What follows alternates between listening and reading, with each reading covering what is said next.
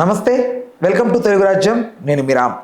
Junior NTR గారి బర్త్డేకి సంబంధించి ఒక ట్వీట్ ఫ్యాన్స్ అందరినీ అలర్ట్ చేసేలాగా నిన్న హృతిక్ రోషన్ గారు ఆయన సోషల్ మీడియా ద్వారా ఒక పోస్ట్ అయితే పెట్టారు. అయితే దానికి రిప్లైగా జూనియర్ ఎన్టీఆర్ గారు ఆయన ఇన్స్టాగ్రామ్ ద్వారా రిప్లై ఇస్తూ ఫ్యాన్స్ అందరికీ ఆయన బర్త్డే రోజున ఏదో ట్రీట్ ఉన్నట్లుగా కొంతమందికి అర్థమయ్యేటట్లుగా ఆయన పెట్టడం జరిగింది. అయితే ఓవరాల్గా ఎలాంటి ట్రీట్ ఉండే అవకాశం ఉంది అనే అంశం గురించి సినీ మరియు రాజకీయ విశ్లేషకులు దాసు విజ్ఞాన్ గారు ఉన్నారు. ఆయన అడిగి తెలుసుకుందాం. అన్న నమస్తే. నమస్తే. సో చూశాను కదా, నిన్నైతే ఒక ట్వీట్ పెట్టడం జరిగింది ఆయన. సో ఆ ట్వీట్కి అర్థం ఏంటి, జూనియర్ ఎన్టీఆర్ గారి రిప్లైకి అర్థం ఏంటి, ఏముండే అవకాశం ఉంది ట్వీట్? అన్ఎక్స్పెక్టెడ్గా హృతిక్ రోషన్ తారక్ని ట్యాగ్ చేస్తా ఒక ట్వీట్, ఒక అద్రిపోయే సంథింగ్ రాబోతుంది అని. సో అందరు దాన్ని డీకోడ్ చేయడం స్టార్ట్ చేశారు. ఫస్ట్ గుడ్డు మీద ఈకలు బీకే వాళ్ళు వచ్చారు ఇందులోకి. వాళ్ళు అంటే ఫ్యాన్స్ కన్నా రావాల్సిన వాళ్ళకన్నా రెడీగా ఉంటారు. మొన్న దేవర ఫంక్షన్కి వచ్చినట్టు ఎట్లా వస్తారో ఎక్కడి నుంచి వస్తారో తెలియదు. సడన్గా వచ్చేసి హృతిక్ రోషన్ గారు తారక్ని ట్యాగ్ చేస్తా పోస్ట్ పెట్టాడు. ఇది పెట్టి 3 గంటలు కావస్తుంది, ఇప్పుడు 3:30, ఇంకాసేపు అయితే 4 గంటలు. తారక్ దానికి రెస్పాండ్ ఇవ్వలేదు. హృతిక్ రోషన్ అవమానించిన తారక్కు అని చెప్పేసి విపరీతమైన ట్రోల్స్ చేశారు. ఇదేంట్రా బాబు అంటే ఇట్లా పెట్టిన వెంటనే ఎప్పుడెప్పుడు ట్వీట్ పెడతాడని చూడరు కదా. అది ఏదో పెట్టి ఆయన కూడా ఒక సర్ప్రైజింగ్గా పెట్టాడు. సరే మెల్లిగా తెలుస్తుంది కదా అని చెప్పి తను ఎక్కడో ఏ జర్నీలోనో షూట్లోనో ఎక్కడో ఉన్నాడు. ఇంకా దానికి రెస్పాండ్ ఇవ్వడానికి కొంచెం టైం పట్టింది. సరే పెట్టాడు, దానికి కూడా ఆయన అదిరిపోయే రెస్పాన్స్ ఇచ్చాడు. అంటే ఇక్కడ ఇప్పుడు హృతిక్ రోషన్ గారి పిఆర్ టీము, జూనియర్ ఎన్టీఆర్ గారి పిఆర్ టీమే కదా వీళ్ళు సోషల్ మీడియాని హ్యాండిల్ చేస్తే, లేకపోతే డైరెక్ట్గా వాళ్ళు హ్యాండిల్ చేస్తారా అని డౌట్ ఉంది. నీ పిఆర్ టీమ్ హ్యాండిల్ చేసినప్పటికీ సమాచారం నీకు చేరవేయడానికి కొంచెం టైం పడుతుంది. ఇప్పుడు ఫర్ ఎగ్జాంపుల్ ఫోన్ మోగుతుంది, చాలా అర్జెంటు, నువ్వు ఆ టైంలో వాష్రూమ్లో ఉన్నావు, రావడానికి 1 అవర్ పట్టింది, ఓకేనా. ట్వీట్ పెట్టి గంట అయింది, అయినా సరే మీరు పట్టించుకోలేదు అంటే తప్పు కదా. ఇట్లాంటి గ్యాప్స్ ఉంటాయి. కాసేపు రెస్ట్ తీసుకోవడాలు ఉంటాయి, ఫ్లైట్ జర్నీలో ఉంటాయి. ఫ్లైట్ జర్నీ అయితే 2 అవర్స్ ఫోన్లు స్మాష్, ఇంకేం ఉండదు. ఇట్లాంటి సిచ్యువేషన్స్ ఉంటాయి. అంటే పెట్టిన వెంటనే ఎందుకు రెస్పాండ్ అవ్వలేదు, మీ టీములన్నీ ఏం చేస్తారని ఎప్పుడు ఎవరిని అనకూడదు. ఇమీడియట్ రెస్పాన్స్ అసలు కోరుకోకూడదు. దేనికైనా సరే టైం పడుతుంది. అండ్ నౌ వాట్ హ్యాపెన్, మరి రానున్న రోజుల్లో ఏముందని ఎదురు చూస్తే జూనియర్ ఎన్టీఆర్ బర్త్డే. మరి ఎన్టీఆర్ బర్త్డే అయినప్పుడు ఇప్పుడు మొన్న అల్లు అర్జున్ బర్త్డేకి అట్లీతో సినిమా, ఆ సినిమా, ఈ సినిమా అని అనౌన్స్మెంట్లు చేసేసారు. నిన్న విజయ్ దేవరకొండ బర్త్డేకి కూడా అదిరిపోయే గ్లిమ్స్లు రిలీజ్ చేశారు. ఆ సినిమా ఇట్లా ఉండబోతుంది, వీళ్ళతో వాళ్ళతో ఉన్నాయని. మరి ఇట్లాంటిది ఎన్టీ రామారావు గారి బర్త్డే రీసెంట్గా వాళ్ళ అదే ఎన్టీఆర్ పేరుతో ఒక పిల్లోని లాంచ్ చేశారు. ఫ్యామిలీ మొత్తం వచ్చింది అక్కడికి. అండ్ అప్పుడెప్పుడో జూనియర్ ఎన్టీఆర్ గారు, మీరు అట్లా షూట్లకి మధ్యలోకి రాకండి, నేను కలవలేను, ఇబ్బందిగా ఉంది, త్వరలో ఒక బహిరంగ సభ పెట్టి మీ అందరితో మాట్లాడతాను, మీరు అడిగిన ప్రతిదానికి సమాధానం చెప్తాను అని చెప్పి కూడా ఆల్మోస్ట్ 2-3 నెలలుగా వస్తుంది.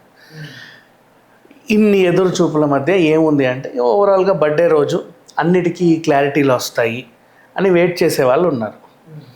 ఈ వెయిట్ చేసే క్రమంలో ఇప్పుడు హృతిక్ రోషన్ ఎందుకు పెట్టాడు ట్వీట్ అంటే వీళ్ళిద్దరూ కలిసి వార్ సినిమా చేస్తున్నారు. సో ఎన్టీఆర్ బర్త్డేకి వార్ 2కి సంబంధించి ఒక అదిరిపోయే గ్లిమ్స్, అంటే ఇతని మీద చుట్టినటువంటి రీల్ని రిలీజ్ చేస్తున్నారు అనేది ఒక వార్త ఉంది. కాకపోతే దీంట్లో ఇంకో సర్ప్రైజ్ కూడా ఉంటుంది. ఏంటంటే ఎన్టీఆర్ బర్త్డేకి హృతిక్ రోషన్ రీల్ వదిలి హృతిక్ రోషన్ బర్త్డేకి ఎన్టీఆర్ రీల్ వదులుదామని కూడా మేకర్స్ అనుకొని ఉంటారు. అదొక సర్ప్రైజ్. వాట్ ఎవర్, ఓ సందర్భం కావాలి మా సినిమా గురించి చెప్పుకోవడం. అంటే లైక్ ఇప్పుడు RRRలో రామ్ చరణ్కి ఎన్టీఆర్కి ఎలా నా తమ్ముడు నాన్న రామ్, ఎస్ అట్లా కూడా ప్లాన్ చేయొచ్చు. అందుకని చెప్పేసి ఫ్యాన్స్ అందరు మాత్రం అరే మా ఎన్టీఆర్ని ఏదో చూపించబోతున్నారు, అసలు ఏం జరుగుద్దో అని. లాస్ట్ టైం కూడా ఇట్లాగే పాప మా చుట్టమల్లే సాంగ్ వచ్చినప్పుడు కొంచెం డిసప్పాయింట్ అయ్యారు. ఎందుకంటే ఆ పిల్లేమో అటు ఇటు ఎగురుతుంది, ఈయనేమో ఇలాగే ఉన్నాడు. అని ఎందుకు అలా ఉన్నాడు దేవరలో, అసలు ఎన్టీఆర్ ఎందుకు ముక్కు దిప్పట్ల మూతి దిప్పట్ల అంటే దానికి సినిమాలో సమాధానం దొరికింది, అయి పాప ఆయన అమాయకుడు అని. అట్లా ఏదో ఒక వెళ్తుంటుంది ఫ్యాన్స్కి ఎప్పుడైనా సరే. అండ్ నెక్స్ట్ దేవర ముందు నుంచి ఇప్పటివరకు దాదాపు సంవత్సరం నుంచి ఎన్టీఆర్ ఫ్యాన్స్ని కలుసుకోలేదు ఇప్పటివరకు కలుసుకోలే. ఎందుకు అంటే ఆ ప్రీ రిలీజ్ ఈవెంట్ ఏదో అయ్యింది, అప్పటి నుంచి సో కొన్ని కారణాలు ఎప్పుడో ఎన్టీఆర్ గారి దగ్గరికి ఆయన వచ్చినప్పుడు కలుద్దాం అనుకున్న వాళ్ళకి డిసప్పాయింట్మెంట్.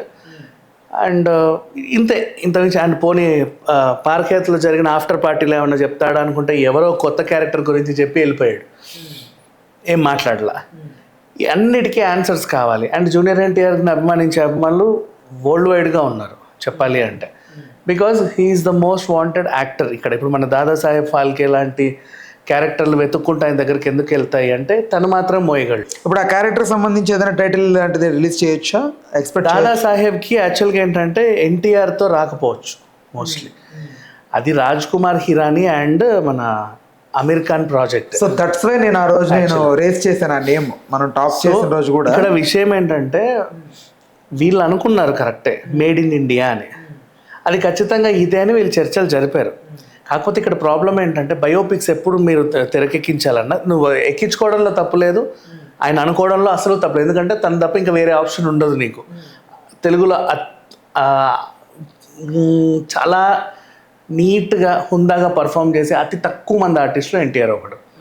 అందరు హీరోలు ఉన్నారు మనకి, కానీ ముక్కుమూతి తిరగని హీరోలు బోల్డంత మంది ఉన్నారు. కాకపోతే ఏంటంటే పర్ఫార్మెన్స్ చేయగలిగే వాళ్ళు చాలా తక్కువ మంది ఉన్నారు, అందులో ఈయన ఒకడు. కాబట్టి అట్లాంటి ప్రాజెక్ట్ వెళ్ళొచ్చు. అయితే ఇక్కడ ఏంటంటే బయోపిక్స్ తీసే టైంలో వాళ్ళ ఫ్యామిలీని ఎవరైతే అప్రోచ్ అవుతారో వాళ్ళ మీద కాన్సన్ట్రేషన్ ఉంటుంది. రాజ్ కుమార్ హిరానీ అండ్ అమీర్ ఖాన్ కనీసం కొన్నిసార్లు కలిశారు మన ఫాల్కే వాళ్ళ ఇప్పుడు తరాన్ని. ఆయన కూడా చెప్పుకొచ్చాడు, మమ్మల్ని ఎప్పుడు రాజమౌళి కలవలేదు, మాకు తెలియదు, అయినా మేము మా పర్మిషన్ లేకుండా అయితే తీరు కదా, అందుకని చెప్పేసి ఉన్నామని ఆయన ఒక ప్రకటనలో చెప్పాడు. పుస్తకాలు చదివి కూడా కొన్ని ఇన్సిడెంట్స్ తీయొచ్చు, తప్పేం లేదు దాంట్లో కూడా. అంటే వాళ్ళకి ఆ స్వేచ్ఛ ఉంటుంది. ఇప్పుడు నీ దగ్గర దాదాసాహెబ్ ఫాల్కే గురించి కుటుంబ సభ్యులను అడగాలని లేదు, ఆయన నవల రాశాడు అనుకుందాం, నేను ఆ నవల హక్కులు కొనుక్కోవచ్చు ఆయన దగ్గర, ఆ నవల ఆధారంగా కూడా నేను సినిమా తీయొచ్చు, దానికి కూడా పర్మిషన్స్ అవసరం లేదు. ఇలాంటివి కొన్ని ఉంటాయి. మేబీ వీళ్ళు అలా ఆ రూట్లో వెళ్ళారేమో తెలియదు. సరే, ఇక దాని గురించి ఎందుకు, అసలు విషయానికి వస్తే వార్ 2 గురించి మాత్రం అప్డేట్ ఉంటుంది. అండ్ అంత ఐ మీన్ ఆలస్యం చేసే డైరెక్టర్ అయితే కాదు, తను గబగబా తీస్తాడు. వార్ 1 ఎలా అయితే సక్సెస్ అయిందో వార్ 2 కూడా అలాగే ఉంటుంది. కాకపోతే దీని మీద ఎందుకు ఇంత ఇంట్రెస్ట్ అంటే అప్పుడంటే ఏదో బాలీవుడ్ వాళ్ళు తీసేసుకున్నారు. ఇప్పుడు జూనియర్ ఎన్టీఆర్ కొలాబరేషన్, ఇప్పుడు సౌత్కి అండ్ నార్త్కి కొలాబరేషన్ చేశారు, సౌత్ ప్లస్ నార్త్. అండ్ ఇద్దరిని అదే విధంగా బ్యాలెన్స్ చేయాలి. ఇప్పుడు మన హీరోలనే మనం విలన్లుగా చేసినా కూడా ఇప్పుడు ధూమ్లో అమీర్ ఖాన్కి ఆ మాత్రం ఇంపార్టెన్స్ ఉంది. బట్ ఇక్కడ ఏంటి, సౌత్ అండ్ నార్త్ని కలుపుతున్నారు. ఒకసారి ఇలాగే సల్మాన్ ఖాన్ని వెంకటేష్ని కలిపితే ఆ సినిమా ఆడలా. సో ఇప్పుడు కొంతమంది ఆ టెన్షన్ కూడా ఉంటుంది సౌత్ నార్త్, ఎందుకంటే అలాగే లాల్ సింగ్ చద్దా కూడా సరిగ్గా ఆడలా. ఈవెన్ బ్రహ్మాస్త్ర కూడా ఇట్స్ ఓకే అన్నట్టు పర్లేదు అనిపించింది, కానీ మరి అంత అద్భుతమైన హిట్ ఏం కాదు. అది ఇట్స్ విజువల్ వండర్ అంతే. అంటే సినిమా అక్కడ వస్తే, అదే నార్త్ని సౌత్ని కలిపితే సినిమా ఇక్కడ వస్తే పెద్ద పెద్ద హిట్లు మళ్ళీ ORR లాంటివి, కానీ ఏమైనా ఏది తీసుకున్నా, కల్కి లాంటివి తీసుకున్నా, మన వాళ్ళకి ఎవరున్నాడు ఏం పట్టించుకోరు, కానీ సినిమా నచ్చాలి అంతే. ఇట్లాంటివి ఉంటాయి. అదే నార్త్లో సౌత్లో కలిపితే సినిమాలన్నీ ఫ్లాప్ అవుతూ వచ్చాయి. మరి ఇప్పుడు ఏంటి, ఈ సినిమా నార్త్లో తెరకెక్కుతుంది, ఎలా ఉంటుంది ఏంటి అని చెప్పేసి చాలామంది అఫ్కోర్స్ ఆ భయాలు పట్టుకుంటే ప్రతిదాన్ని ఒక సెంటిమెంట్ ఆధారితంగా తీసుకుంటారు. ఎందుకంటే సినిమా వాళ్ళు ప్రతి అడుగులో సెంటిమెంట్ నమ్ముతారు. ఆ హీరోయిన్ ఐరన్ లెగ్ అంట, వాడితో పాటలు రాయించుకుంటే సినిమా ఆడదంట, ఆ థియేటర్లో రిలీజ్ చేస్తే సినిమా ఆడదంట, ఇట్లా ఆ డిస్ట్రిబ్యూటర్కి ఇస్తే ఆడదంట అని ఇలాంటివి ఉంటాయి. సో అందుకు ఈ సెంటిమెంట్ ఎక్కువ నమ్ముతున్నారు. బట్ ఇంకెన్ని రోజులు మహా అయితే రేపు ఎల్లుండి, ఆగితే తప్పు లేదు కదా, అంతే వెరీ సింపుల్గా అప్డేట్ ఏదో బయటకు వస్తుంది. అంటే యమదొంగ మీద ఏంటి రిలీజ్ మీద మీ అభిప్రాయం? Yamadonga release it's okay, wonderful cinema, దానికి మచ్చబెట్టాల్సిన అవసరం మచ్చ గురించి కాదులే. బట్ ఇక్కడ కూడా ఏదన్నా దేవరాకి అడ్డుపడ్డట్టుగా ఏమైనా అడ్డుపడ్డాలి ఏమన్నా చేస్తారా? మేబీ అదే వీళ్ళు ఎప్పుడు ఉంటారులే, ఉండాల్సిన వాళ్ళు ఎప్పుడు ఉంటారు, వాళ్ళని దాటుకుంటూనే ముందుకు రాల్సి. ఎన్టీఆర్ని ఇబ్బంది పెట్టే జనాలు ఉన్నారు, విజయ్ దేవరకొండని ఇబ్బంది పెట్టే జనాలు ఉన్నారు, ఆ కిరణ్ అబ్బవర్ ఆపిల్లోని ఇబ్బంది పెట్టే జనాలు కూడా ఉన్నారు, అల్లు అర్జున్ని ఇబ్బంది పెట్టే జనాలు ఉన్నారు. వాళ్ళు అలాగే ఉన్నారులే, కనపడుతున్నారు కూడా. వాళ్ళు ఎప్పుడు ఉంటూనే ఉంటారు, వీళ్ళు అవన్నీ దాటుకుంటూ వస్తారు అంతే. రైట్. అయితే మోస్ట్లీ ఈ వార్ 2కి సంబంధించి అప్డేట్ కాకుండా నీల్ ప్రశాంత్ నీల్కి సంబంధించి కూడా ఏదో అప్డేట్ ఉండబోతుంది. ఖచ్చితంగా వస్తుంది. మరి బర్త్డే అయినప్పుడు అన్నీ ఇవ్వాలి కదా. ప్రశాంత్ నీల్ది వస్తుంది, కొరటాల కూడా ఏదో ఒకటి చెప్పాలి. ఇప్పుడు కొరటాలు ఏం చెప్పకపోతే దేవటు లేదేమో అంటారు. ఊరికే పోస్టర్ రిలీజ్ చేసి నువ్వు ఎప్పటికీ 10 సంవత్సరాలు రిలీజ్ చేసినా ఓకే, ఓపిక ఉంటారు మనం.